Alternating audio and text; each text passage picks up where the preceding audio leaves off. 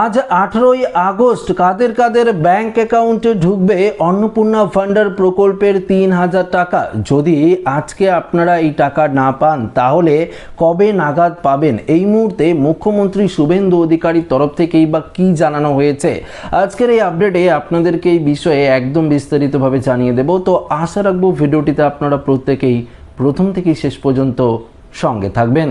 দেখুন বন্ধুরা, আপনারা প্রত্যেকেই জানেন যে গতকাল 17ই আগস্টে প্রচুর মহিলার ব্যাংক অ্যাকাউন্টে এই প্রকল্পের টাকা কিন্তু ট্রান্সফার করা হয়েছে। তবে রাজ্য সরকার জানিয়ে দিয়েছে পরিষ্কারভাবে, যদি 17 তারিখে আপনারা টাকা না পান তাহলে 18 তারিখ পাবেন। 18 তারিখে টাকা না পেলে লাস্ট আপনারা কত তারিখ পর্যন্ত টাকা পেতে পারেন এই মুহূর্তে সেই তারিখও কিন্তু ঘোষণা করা হয়েছে, যা আজকের এই ভিডিওতে আপনারা জানতে পারবেন। পাশাপাশি দেখুন, অনেক মহিলা কিন্তু ইতিমধ্যেই আজও কিন্তু টাকা পেয়েছে এই অন্নপূর্ণা ভান্ডারের। ইতিমধ্যেই অনেক মহিলার ব্যাংক অ্যাকাউন্টে SMS পৌঁছে, অর্থাৎ ব্যাংক অ্যাকাউন্টে টাকা ঢুকে গেছে এবং সেই SMS-ও কিন্তু আপনারা পেয়েছেন। যদি আজ আপনার প্রকল্পের টাকা ঢুকে থাকে, অর্থাৎ এই অন্নপূর্ণা ভান্ডার প্রকল্পের টাকা যদি আজকে ঢুকে থাকে অবশ্যই কিন্তু কমেন্ট বক্সে জানিয়ে দেবেন। যদি নাও ঢুকে থাকে সেটিও আপনারা একদম কমেন্ট বক্সে কমেন্ট করে জানাবেন। তাহলে ঠিক কোন কোন মহিলার ব্যাংক অ্যাকাউন্টে এই প্রকল্পের টাকা ঢুকবে এই মুহূর্তে মুখ্যমন্ত্রী শুভেন্দু অধিকারী কি জানিয়েছে এবং কি কি কারণে অনেকের টাকা ঢুকবে না সেটাও মুখ্যমন্ত্রী শুভেন্দু অধিকারীর তরফ থেকে জানিয়ে দেওয়া হয়েছে, সেটাও কিন্তু আপনারা জানতে পারবেন।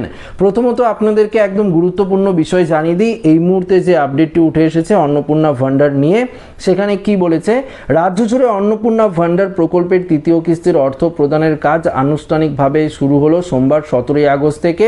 সরকারের ঘোষণা অনুযায়ী সপ্তাহের প্রথম দিন থেকেই প্রকল্পের টাকা ব্যাংক অ্যাকাউন্টে জমা করার কথা ছিল। তবে সোমবার দুপুরে গড়িয়ায়, অর্থাৎ দুপুর গড়িয়ে কিন্তু সন্ধ্যা নামলেও বহু উপভোক্তার অ্যাকাউন্টে এই 3000 টাকা জমা পড়েনি। তাই রাজ্য জুড়ে তৈরি হয়েছে প্রবল পরিমাণে বিভ্রান্তি ও উৎকণ্ঠা।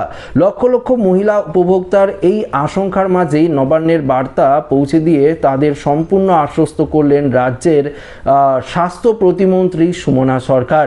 সোমবার বিকালে আয়োজিত এক জরুরি সাংবাদিক সম্মেলনে রাজ্য সরকারের অবস্থান পরিষ্কার করে স্বাস্থ্য প্রতিমন্ত্রী সুমনা সরকার তিনি জানান, প্রযুক্তির সীমাবদ্ধতার কারণে কোটি কোটি উপভোক্তাদের অ্যাকাউন্টে একদিনে এক ক্লিকে এই টাকা কিন্তু পাঠানো সম্ভব নয়। সেই কারণে প্রশাসনিকভাবে 4 দিন একটি নির্দিষ্ট সময়সূচি নির্ধারণ করা হয়েছে। প্রতিমন্ত্রী স্পষ্ট করে জানান, 17ই আগস্ট থেকে শুরু করে আগামী 20 আগস্ট পর্যন্ত টাকা কিন্তু ট্রান্সফার করা হবে প্রত্যেকের অ্যাকাউন্টে।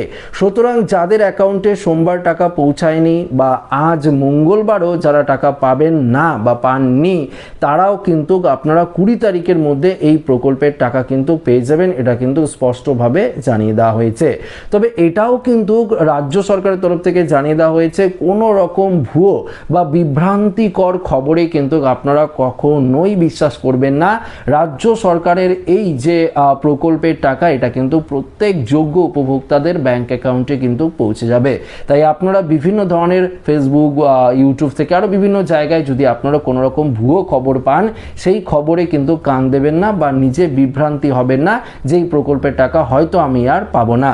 দেখুন এখানে কি বলেছে, প্রশাসনিক সূত্রে খবর যে একই সাথে বিপুল সংখ্যক অ্যাকাউন্টে সরকারি টাকা হস্তান্তরের যে প্রক্রিয়া, সেটা কিন্তু ব্যাংকিং সার্ভার বা পেমেন্ট গেটওয়ের সাময়িক অতিরিক্ত চাপ সৃষ্টি হয়েছে।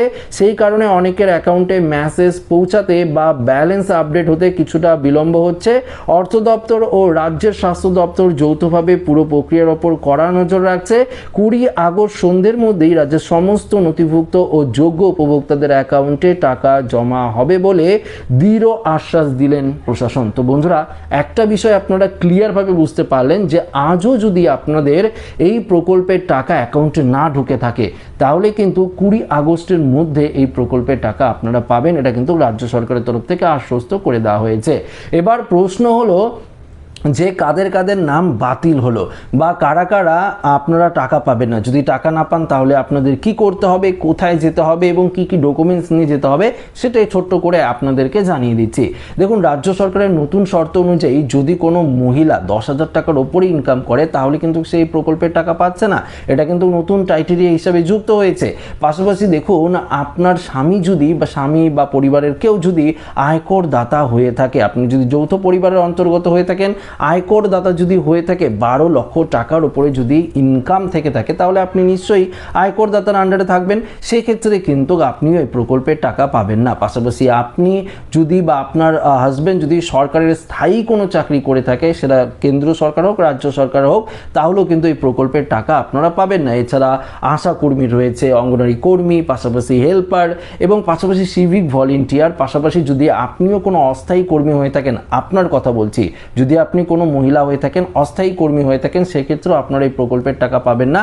কিন্তু আপনার স্বামী যদি অস্থায়ী কর্মী হয়ে থাকে, পার্মানেন্ট চাকরি না করে থাকে, রাজ্য সরকারের যদি কোনো অস্থায়ী কর্মী হয়ে থাকে, সেক্ষেত্রে আপনি কিন্তু এই প্রকল্পের টাকা পাবেন।